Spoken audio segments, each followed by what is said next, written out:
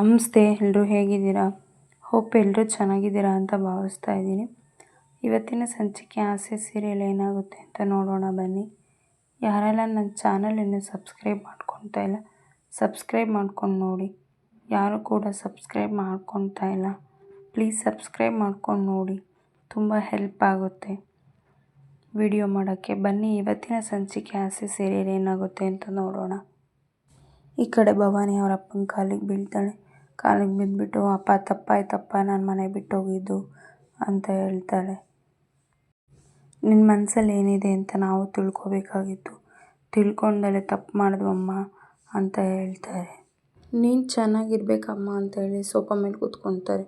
ಆವಾಗ ಸೂರ್ಯ ಸಮಾಧಾನ ಮಾಡ್ತಾನೆ. ಅಂಕಲ್ ಸಮಾಧಾನ ಮಾಡ್ಕೊಳ್ಳಿ, ಚೆನ್ನಾಗಿರ್ತಾಳೆ ಭವಾನಿ. ಇವಾಗ ಎರಡೂ ಮನೆ ಕಡೆಯವರು ಒಪ್ಕೊಂಡ್ರಲ್ಲ, ಇವಾಗ ಆದಷ್ಟು ಬೇಗ ಮದುವೆ ಮುಗಿಸಿ ಅಂಕಲ್ ಅಂತ ಹೇಳ್ತಾನೆ ಸೂರ್ಯ. ನೀನು ಮೀನಾ ಇಲ್ಲ ಅಂದಿದ್ರೆ ನಮ್ಮ ಗತಿ ಏನಾಗ್ತಿತ್ತಪ್ಪ? ಈ ವಿಷಯನ ತುಂಬ ತಿಳುವಳಿಕೆಯಿಂದ ನಿಭಾಯಿಸಿದ್ದೀರಾ. ನಾವಾಗಿದ್ದರೆ ಕೋಪದಲ್ಲಿ ಯೋಚನೆ ಮಾಡಿದ್ರೆ ಎಲ್ರಿಗೂ ಹೇಳ್ಬಿಟ್ಟು ನಮ್ಮ ಮನೆ ಮರ್ಯಾದೆನ ನಾವೇ ಹಾಳು ಮಾಡಿಬಿಡ್ತಾಯಿದ್ವಪ್ಪ. ಈ ವಿಷಯ ಯಾರಿಗೂ ಗೊತ್ತಾಗ್ದಾಗೆ ನಮ್ಮ ಕುಟುಂಬದ ಮಾನ ಮರ್ಯಾದೆ ಕಾಪಾಡಿದ್ದೀರಪ್ಪ. ಈ ನಿಮ್ಮ ಉಪಕಾರಕ್ಕೆ ನಾವು ಯಾವತ್ತೂ ಚಿರಋಣಿ. ಅಂಕಲ್, ಏನು ಅಂಕಲ್ ನೀವು? ನೋಡಿ, ಆ ಹುಡುಗ ಮೋಹನ, ಆ ಹುಡುಗನೂ ಅವ್ರ ಮನೆ ಸೇರಾಯಿತು, ಭವಾನಿನೂ ನಮ್ಮ ಮನೆ ಸೇರಾಯಿತು. ಇನ್ನಿದ್ರು ಮದುವೆ ಕೆಲಸ ಸ್ಟಾರ್ಟ್ ಮಾಡೋದಷ್ಟೇ ಅಂಕಲ್ ಬಾಕಿ ಇರೋದು. ಹೌದಪ್ಪ ಸೂರ್ಯ, ಅವ್ರು ನನ್ನ ಜೊತೆ ಮಾತಾಡಿದ್ದಾರೆ. ಅವ್ರ ಮನೆಯವ್ರನ್ನೆಲ್ಲ ಒಂದಿನ ಕರ್ಕೊಂಬರ್ತೀರಿ ಅಂತ ಹೇಳಿದ್ದಾರೆ. ಇನ್ನೇನು ಮತ್ತೆ ಓದಿಸ್ಬಿಡಿ ವಾಲ್ಗನ ಅಂತ ಸೂರ್ಯ ಹೇಳ್ತಾನೆ. ಡೇಟ್ ಫಿಕ್ಸ್ ಮಾಡಿ ಅಂಕಲ್, ಮದುವೆ ಮಾಡಿಬಿಡೋಣ ಅಂತ ಹೇಳ್ತಾನೆ ಸೂರ್ಯ. ಏನಮ್ಮ ಭವಾನಿ, ಅಲ್ಲಿ ತನಕ ಸ್ವಲ್ಪ ಹುಷಾರಾಗಿರ್ಬೇಕಮ್ಮ ನೀನು. ತುಂಬ ಫೋನಾಗಿ ಮಾತಾಡೋದು, ಹೊರಗಡೆ ಮೀಟ್ ಮಾಡೋದು ಅವೆಲ್ಲ ಮಾಡಬಾರ್ದಮ್ಮ. ಏನು ದಿನಕ್ಕೆ ಒಂದ್ಸಲ ಫೋನ್ ಮಾಡಿ ಮಾತಾಡಿಸು ಅಷ್ಟೇ. ಈ ಕಡೆ ಮೀನಾ ರೀ ಅಂತ ಹೇಳ್ತಾಳೆ. ಹೂ ಕಣೆ, ಇವಾಗಲೇ ಎಲ್ಲ ಮಾತಾಡಿಬಿಟ್ರೆ ಮದುವೆ ಆದಮೇಲೆ ಏನು ಮಾತಾಡ್ತಾರೆ? ಮೀನಾ ಇದ್ದಳು, ರೀ ನಿಮ್ಮನ್ನು ಆಮೇಲೆ ವಿಚಾರಿಸ್ಕೊತೀನಿ, ಮನೆಗೆ ಬನ್ನಿ, ಇವಾಗ ಬಾಯಿ ಮುಚ್ಕೊಂಡು ಕೂತ್ಕೊಳ್ಳಿ ಅಂತ ಹೇಳ್ತಾಳೆ ಮೀನಾ ಸೂರ್ಯನಿಗೆ. ಮೀನಾ ಹೋಗಿ ಭವಾನಿ ಹತ್ರ ಕೂತ್ಕೊತಾಳೆ. ಕೂತ್ಕೊಂಡ್ಬಿಟ್ಟು, ಭವಾನಿ ನೀನು ಆಸೆ ಪಟ್ಟಿದ್ದೇನು ತಪ್ಪು ಅಂತ ನಾವು ಹೇಳ್ತಾ ಇಲ್ಲ. ಹಾಗಂತ ಇಷ್ಟು ವರ್ಷ ಸಾಕಿರೋ ಅಪ್ಪ ಅಮ್ಮನ ಆಸೆಗಳನ್ನ ನೀನು ಯೋಚನೆ ಮಾಡಬೇಕು ತಾನೆ. ಅವರು ಯಾವ್ದು ಸರಿ ಯಾವ್ದು ತಪ್ಪು ಅಂತ ಇಷ್ಟು ವರ್ಷ ನೀನು ಯೋಚನೆ ಮಾಡೇ ಬೆಳೆಸಿದಾರಮ್ಮ. ನಿಂಗೊಂದು ಒಳ್ಳೆ ಹುಡುಗನ ನೋಡಿ ಮದುವೆ ಮಾಡಲ್ವ ಹೇಳೋರು? ನೀನು ಇಷ್ಟಪಟ್ಟಿರೋ ಹುಡುಗನ ಒಪ್ಕೊಳಕ್ಕೆ ಅವ್ರಿಗೂ ಸ್ವಲ್ಪ ಟೈಮ್ ಬೇಕಲ್ವ? ನೀನು ಅವ್ರನ್ನ ಒಪ್ಪಿಸ್ಬೇಕು. ಅದನ್ನು ಬಿಟ್ಟು ಈ ರೀತಿ ಎಲ್ಲ ಮಾಡೋದು ತಪ್ಪಲ್ವಾ ಅಂತ ಮೀನಾ ಹೇಳ್ತಾಳೆ. ಭವಾನಿ, ಸಾರಿ ಅಕ್ಕ, ತಪ್ಪಾಯಿತು, ಇನ್ನು ಮುಂದೆ ಈ ಥರ ಮಾಡಲ್ಲ ಅಂತ ಭವಾನಿ ಹೇಳ್ತಾಳೆ. ಆವಾಗ ಸೂರ್ಯ, ಸರಿ ಆಯಿತು, ಈ ಹುಡುಗನ ಮನೆಯವ್ರು ಯಾವಾಗ ಬರ್ತಾರೆ, ಯಾವಾಗ ಮದುವೆ ಇಟ್ಕೊಳೋದು ಎಲ್ಲ ಕೇಳಿ ವಿಚಾರಿಸಿ ಅಂಕಲ್, ನಾವು ಕೂಡ ಅವಾಗ ಬರ್ತೀವಿ. ಮದುವೆ ಮಾತುಕತೆ ಎಲ್ಲ ಆಡಿ ಮುಗಿಸ್ಬಿಡೋಣ. ಭವಾನಿ ತಂದೆ ಅಪ್ಪ ಸೂರ್ಯ, ಈ ಮದುವೆ ನೀನೇ ಮುಂದೆ ನಿಂತು ನಡೆಸ್ಕೊಡ್ಬೇಕಪ್ಪ. ಅದನ್ನೆಲ್ಲ ಹೇಳ್ಬೇಕಾ ಅಂಕಲ್? ಅದನ್ನೆಲ್ಲ ನಾನು ನೋಡ್ಕೊತೀನಿ, ನೀವು ಸುಮ್ಮನೆ ಇರಿ. ಸರಿ ಆಯಿತು ಅಂಕಲ್, ನಾವಿನ್ನು ಹೊರಡ್ತೀವಿ. ಬಾಮ್ಮ ಮೀನಾ, ಇಲ್ಲೇ ಇದ್ದರೆ ಅಂಕಲ್ ಏನೇನೋ ಮಾತಾಡ್ತಾರೆ, ನಾವು ಹೊರಟ್ಬಿಡೋಣ ಅಂತ ಸೂರ್ಯ ಕರೀತಾನೆ. ಆಂಟಿ, ಭವಾನಿ ಅಂಕಲ್ ಹೋಗಿ ಬರ್ತೀವಿ ಅಂತ ಮೀನಾ ಹೇಳ್ತಾಳೆ. ಆವಾಗ ಎಲ್ಲರೂ ಹೊರಟ್ಬಿಟ್ಟು ಕಾರ್ ಹತ್ರ ಬರ್ತಾರೆ. ಈ ಕಡೆ ಮೀನನ್ನು ಸೂರ್ಯನೂ ಹೊರಡ್ತಿದ್ದಾಗೆ ಆ ಕಡೆ ಭವಾನಿ ಹುಡುಗನ ಕಡೆಯವ್ರು ಬರ್ತಾರೆ. ಈ ಕಡೆ ಭವಾನಿ ತಂದೆ, ನಮಸ್ಕಾರ ಮಂಜಣ್ಣ, ಬನ್ನಿ, ನಮಸ್ಕಾರ, ಚೆನ್ನಾಗಿದ್ದೀರಾ ನೀವು? ಚೆನ್ನಾಗಿದ್ದೀವಿ, ಬನ್ನಿ ಕೂತ್ಕೊಳ್ಳಿ ಅಂತ ಕರೀತಾರೆ. ಅವಾಗ ಕೂತ್ಕೊಳ್ತಾರೆ ಎಲ್ಲ. ಭವಾನಿ, ಸುಂದ್ರಿ ಬರ್ರಮ್ಮ ಅಂತ ಕರೀತಾರೆ. ಅವಾಗ ಎಲ್ಲರೂ ಹೋಗ್ತಾರೆ. ಇವಳೇ ನನ್ನ ಮಗಳು ಭವಾನಿ ಮಂಜಣ್ಣ ಅಂತ ಹೇಳ್ತಾಳೆ. ನಮಸ್ಕಾರ ಅಂತ ಭವಾನಿ, ನಮಸ್ಕಾರ ಕಣವ, ಕೊನೆಗೂ ಮನೆಗೆ ಬಂದ್ಬಿಟ್ಯಾ ಅಂತ ಹೇಳ್ತಾರೆ ಮಂಜಣ್ಣ. ಹಾಗೆ ನಮ್ಮ ಹುಡುಗನು ಮನೆ ಕಳಿಸ್ಕೊಟ್ಟ ತಾಯಿ ಅಂತ ಹೇಳ್ತಾಳೆ. ಅವ ಭವಾನಿ ನಗ್ತಾಳೆ. ಮಂಜಣ್ಣ, ನಾಚಿಕೆ ಆಗ್ತಿದ್ಯಾ? ಇರಬೇಕು, ನೋಡಕ್ಕೆ ಒಳ್ಳೆ ಲಕ್ಷ್ಮಿ ಇದ್ದಂಗೆ ಇದೆಯಮ್ಮ ಅಂತ ಹೇಳ್ತಾರೆ ಮಂಜಣ್ಣ. ಕೊಡಪ್ಪ, ತೊಗೊಳ್ಳಿ ಬಿಗ್ರೆ, ಇದು ನಮ್ಮ ಕಡೆಯಿಂದ ಹಣ್ಣು ಅಂತೆಲ್ಲ ಕೊಡ್ತಾರೆ ಬ್ಯಾಗಲ್ಲಿ. ಕೇಶವಪ್ಪನವರೇ, ನನ್ನ ತಂಗಿ, ನಮ್ಮ ಭಾವ, ಅವ್ರ ಹತ್ರ ಮಾತಾಡಿದೆ, ಮುಂದಿನ ತಿಂಗಳು ಒಳ್ಳೆ ಮುಹೂರ್ತ ಇದೆಯಂತೆ, ಅವತ್ತೇ ಮಾತಾಡಿಬಿಟ್ಟು ಅವತ್ತೇ ಒಳ್ಳೆ ದಿನ ಅವತ್ತೇ ಫೈನಲ್ ಮಾಡಿಬಿಡೋಣ, ತುಂಬ ಒಳ್ಳೆಯದು ಮಂಜಣ್ಣ ಅಂತ ಕೇಶವಣ್ಣ ಹೇಳ್ತಾರೆ. ಹಾಗಾದರೆ ಮದುವೆನೂ ಹೇಗೆ ಮಾಡಬೇಕಂತ ಹೇಳಿದರೆ ಎತ್ತೋರು ನೀವು, ನಿಮ್ಮ ಆಸೆ ಅಂತಲೇ ಮಾಡಿ ಅಂತ ಮಂಜಣ್ಣ ಹೇಳ್ತಾರೆ. ನಿಮ್ಮ ಮಗಳೂ ಎತ್ತೋರ ಆಶೀರ್ವಾದ ಇಲ್ದಲೇ ಮದುವೆ ಆಗೋಣ ಅಂತ ನಮ್ಮ ಹುಡುಗನೂ ಒಪ್ಪಿಸಿ ಮನೆಗೆ ಕಳಿಸಿದ್ದಾಳೆ.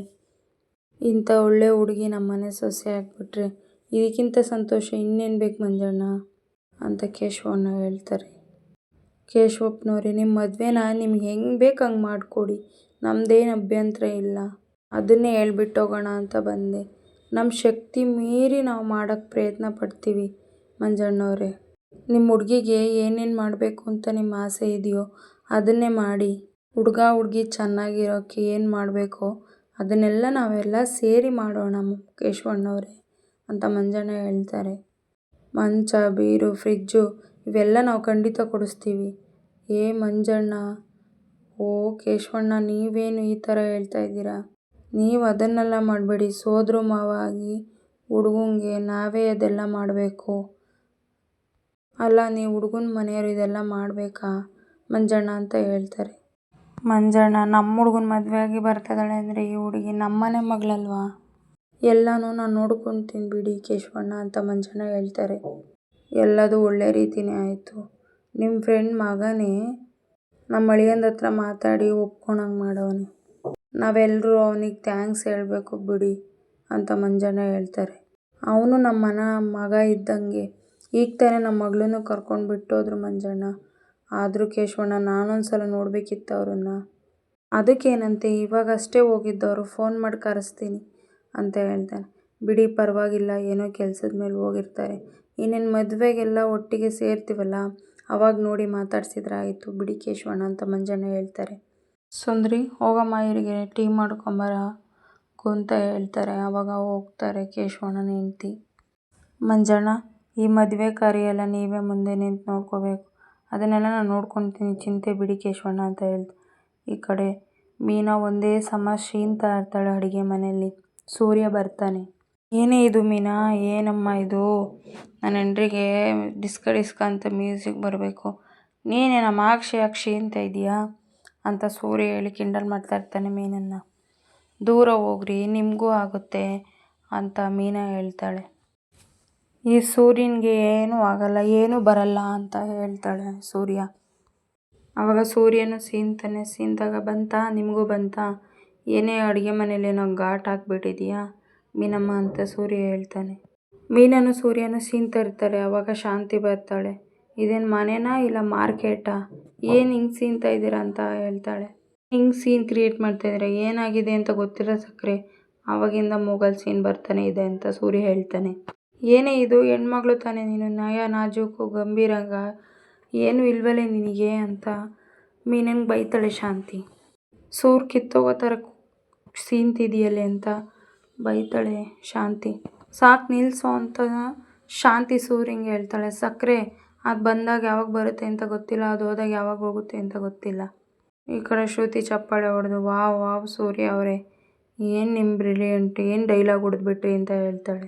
ಹಂಗೇನಿಲ್ಲಮ್ಮ, ಹಂಗೆ ಬಂತು ಹಂಗೆ ಹೊಡೆದೆ ಅಷ್ಟೇ ಅಂತ ಹೇಳ್ತಾನೆ ಸೂರ್ಯ. ಶಾಂತಿನೂ ಅಷ್ಟೇ ಸೀನ್ತಾಳೆ. ಅವಾಗ ಅಂಟಿಸ್ಬಿಟ್ರಲ್ಲ ಅಂತಂತಾಳೆ ಶಾಂತಿ.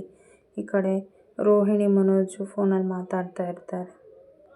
ರೋಹಿಣಿ ಗುಪ್ತಾ ಸರ್ ಮಾತಾಡ್ತಾ ಇದ್ದಾರೆ ಅಂತ ಮನೋಜ್ ಹೇಳ್ತಾನೆ. ಆಯಿತು ಮಾತಾಡಿ.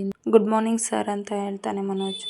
ಹಾಂ ಸರ್, ಚೆನ್ನಾಗಿದ್ದೀನಿ ಅಂತ ಹೇಳ್ತಾನೆ. ಆವಾಗ ಫೋನ್ ಹೇಳಿ ಸರ್. ಇಲ್ಲ ಸರ್, ನಾನು ಯಾವುದೇ ರೀತಿ ಸಾಮಾನೆ ತೊಗೊಳಕ್ಕಾಗಲ್ಲ ಅಂತ ಹೇಳಿ ಇಡ್ತಾನೆ ಫೋನು. ಈ ಕಡೆ ರೋಹಿಣಿ ಕೇಳ್ತಾಳೆ, ಏನಂತ, ಏನಿಲ್ಲ ಮಂಗೆ ಕ್ಯಾಶ್ ಇಲ್ಲ ಮಾಡಿದ್ರು ಅಂತ ಹೇಳಿ ಫೋನ್ ಕಟ್ ಮಾಡ್ತಾನೆ. ಈ ಕಡೆ ಸೂರ್ಯ ಮೀನಾ ಹವೆ ಅಂತ ಇರ್ತಾರೆ ಹಾಲಲ್ಲಿ ಕೂತ್ಕೊಂಡು. ಅವ ಶಾಂತಿ ಬರ್ತಾಳೆ. ಶಾಂತಿ ಬಂದುಬಿಟ್ಟು, ಏನು ಮಾಡ್ತಾಯಿದ್ದೀರಾ ನೀವು, ಏನು ಬೆಡ್ಶೀಟ್ ಹಾಕ್ಕೊಂಡೆ ಹವೆ ತಗೋಬೇಕಾ, ಹಾಗೆ ತೊಗೊಳಕ್ಕಾಗಲ್ವಾ, ಅದು ಹೆಂಗಾಗುತ್ತೆ ಸಕ್ಕರೆ, ಹವೆ ತೊಗೊಳ್ಲಿಲ್ಲ ಅಂದರೆ ಬೆಡ್ಶೀಟ್ ಹಾಕ್ಕೊಳ್ಳಿಲ್ಲ ಅಂದರೆ ಇದು ಹವೆ ಎಲ್ಲ ಹೋಗಲ್ವ ಮೇಲ್ಗಡೆ ಅಂತ ಸೂರ್ಯ ಹೇಳ್ತಾನೆ ಶಾಂತಿಗೆ. ಶೀತ ಆಗಿದ್ದರೆ ಮಾತ್ರೆ ತೊಗೋಬೇಕಿತ್ತು ಅತ್ತೆ, ಮಾತ್ರೆ ಎಲ್ಲ ಒಳ್ಳೆಯದಲ್ಲ ಹೆಲ್ತಿಗೆ, ಮುಂದೆ ಪ್ರಾಬ್ಲಮ್ ಆಗುತ್ತೆ ಅಂತ ಮೀನಾ ಹೇಳ್ತಾಳೆ ಶಾಂತಿಗೆ.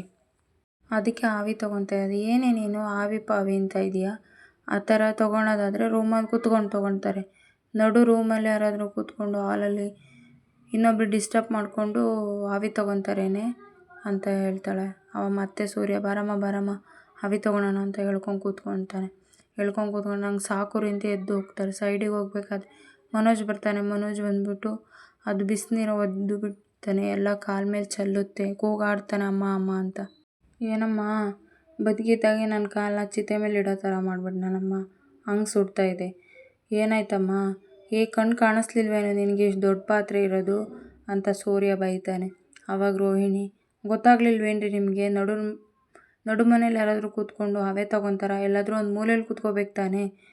ಪೌಡ್ರಮ್ಮ, ಕಣ್ಣು ನೆಲದ ಮೇಲೆ ಇರಬೇಕು, ನೆಲದ ಮೇಲೆ ಬಿಟ್ಟು ಯಾವಾಗ ನೋಡಿದ್ರು ಫೋನ್ ನೋಡ್ಕೊಂಡು ಹೋಗ್ತಿರ್ತಾನೆ ಅಂತ ಸೂರ್ಯ ಬೈತಾನೆ. ಶಾಂತಿ ಬೈತಾಳೆ, ನಾನು ಆವಾಗಲೇ ಹೇಳ್ದೆ ನಿಮಗೆ ಇದೆಲ್ಲ ಬೇಕಾ ಅಂತ. ನೋಡಿ ಇವಾಗ ನನ್ನ ಮಗನ ಕಾಲು, ಅಯ್ಯೋ ಮಗ ಕಾಲು ಅಂತ ಹೇಳ್ತಾ ಇರ್ತಾರೆ. ಆವಾಗ ಸರಿ ಆಯಿತು ಅಂತೆಲ್ಲ ಹೋಗ್ತಾರೆ. ಈ ಕಡೆ ರೆಸ್ಟೋರೆಂಟಲ್ಲಿ ರವಿ ಫ್ರೆಂಡ್ ಎಲ್ಲ ಮಾತಾಡ್ಕೊಂಡು ನಿಂತಿರ್ತಾರೆ. ಈ ಕಡೆ ರವಿ ಫ್ರೆಂಡ್ ಬಂದು ರವಿನ ರೇಗಿಸ್ತಾ ಇದ್ದಾನೆ. ಅಂತೂ ಇಂತೂ ಇದೊಂದು ಫ್ಯಾಮಿಲಿ ರೆಸ್ಟೋರೆಂಟ್ ಆಯ್ತಪ್ಪ ಅಂತ ಹೇಳ್ತಾನೆ. ಏನು ಹೇಳ್ತಿದ್ಯೋ ಯಾಕೋ ಅಂತ ಕೇಳ್ತಾರೆ. ಆ ಕಡೆ ನೀತು ರವಿ ಹತ್ರ ಹೋಗ್ತಾನೆ. ರವಿ, ಶ್ರುತಿ ಇಷ್ಟೊಂದು ಪರ್ಫೆಕ್ಟಾಗಿ ಕೆಲಸ ಮಾಡ್ತಾಳೆ ಅಂತ ಅಂದ್ಕೊಂಡಿರಲಿಲ್ಲ. ಹೌದು ನೀತು, ಅವಳಂಗೆ ಪರ್ಫೆಕ್ಟಾಗಿ ಕೆಲಸ ಮಾಡ್ತಾಳೆ, ಒಂದು ಕೆಲಸ ಒಪ್ಕೊಂಡ್ರೆ ಅಂತ ಹೇಳ್ತಾನೆ ರವಿ. ಅಲ್ಲಿ ಟೇಬಲ್ ಮೇಲೆ ಕೂತಿರೋರು ಕರೀತಾರೆ. ಹಲೋ ಎಕ್ಸ್ಕ್ಯೂಸ್ ಮೀ, ಎಷ್ಟೊತ್ರಿ ಆರ್ಡ್ರ್ ತರೋದು ಅಂತ. ಆವಾಗ ಅವಳು ಸಿಟ್ಟು ಮಾಡ್ಕೊಂಡು ಹೋಗ್ತಾಳೆ ರವಿ ಹತ್ರ. ನೀನು ಬೇಗ ಶೆಫ್ ರೆಡಿ ಮಾಡ್ಬೇಕು ತಾನೇ. ಇರಮ್ಮ ರೆಡಿ ಮಾಡ್ತಾಯಿದ್ದೀನಿ ಅಂತ ಹೇಳ್ತಾಳೆ. ಹೌದಾಳೆ, ಆಗಲೇ ಆರ್ಡ್ರ್ ರೆಡಿಯಾಗಿದೆ, ಫಸ್ಟು ತೊಗೊಂಡೋಗಿ ಸರ್ವ್ ಮಾಡು. ಹಲೋ, ನಾನು ಸರ್ವ್ ಮಾಡೋದಲ್ಲ ಡ್ಯೂಟಿ ಅಂತ ಹೇಳ್ತಾಳೆ. ಹೌದಮ್ಮ, ನಾನು ಅಡುಗೆ ಮಾಡೋದಷ್ಟೇ, ನೀನು ಸರ್ವ್ ಮಾಡೋದೇ ನಿನ್ನ ಡ್ಯೂಟಿ ಅಂತ ಹೇಳ್ತಾಳೆ. ಒಬ್ಬರಿಗೆ ಸ್ಪೂನ್ ಕೊಟ್ಟಿರಲ್ಲ, ಆವಾಗ ಗದರ್ತಾರೆ. ಆವಾಗ ಇವಳು ಬಂದುಬಿಟ್ಟು ಮ್ಯಾನೇಜರ್ ಬೈತಾಳೆ ಶ್ರುತಿಗೆ, ಫಸ್ಟು ಕಸ್ಟಮರು ಟೇಸ್ಟ್ ಮಾಡಿ ಅಂತ ಹೇಳ್ತಾಳೆ. ಇಲ್ಲ ಸರ್, ನಾನು ಮಾಡೋಂಗಿಲ್ಲ. ಮಾಡಿರಿ ನೀವು, ಫಸ್ಟ್ ಟೇಸ್ಟ್ ಮಾಡಿರಿ ಅಂತ ಹೇಳ್ದೆ. ಸರಿ ಆಯಿತು ಸರ್ ಅಂತ ಸ್ಪೂನ್ ತರೋಕ್ಕೆ ಅಂತ ಹೋಗ್ತಾನೆ. ಈ ಕಡೆ ಸೂರ್ಯನು ಅವ್ರ ಫ್ರೆಂಡು ನಿಂತಿರ್ತಾರೆ. ಆ ಕಡೆಯಿಂದ ಅವರು ಪೊಲೀಸ್ ಬರ್ತಾ ಇರ್ತಾರೆ, ಟ್ರಾಫಿಕ್ ಪೊಲೀಸ್. ನೋಡು ಹೆಲ್ಮೆಟ್ ಇಲ್ಲ, ಏನೂ ಇಲ್ಲ, ಹೆಂಗೆ ಬರ್ತಾಯಿದ್ದಾನೆ ಇರೋ, ನಮಗೆ ಅಷ್ಟೊಂದೆಲ್ಲ ಲೆಕ್ಚರ್ ಮಾಡ್ದ, ಒಂದು ವೀಡಿಯೋ ತೊಗೊಂಡು ಸೋಷಿಯಲ್ ಮೀಡಿಯಾಗೆ ಅಪ್ಲೋಡ್ ಮಾಡ್ತೀನಿ ಅಂತ ವೀಡಿಯೋ ಮಾಡ್ತಾಯಿರ್ತಾನೆ ಸೂರ್ಯ. ಆಮೇಲೆ ಬೇಡ ಕಣೋ ಅಂತ ಫ್ರೆಂಡ್ ಹೇಳ್ತಾನೆ.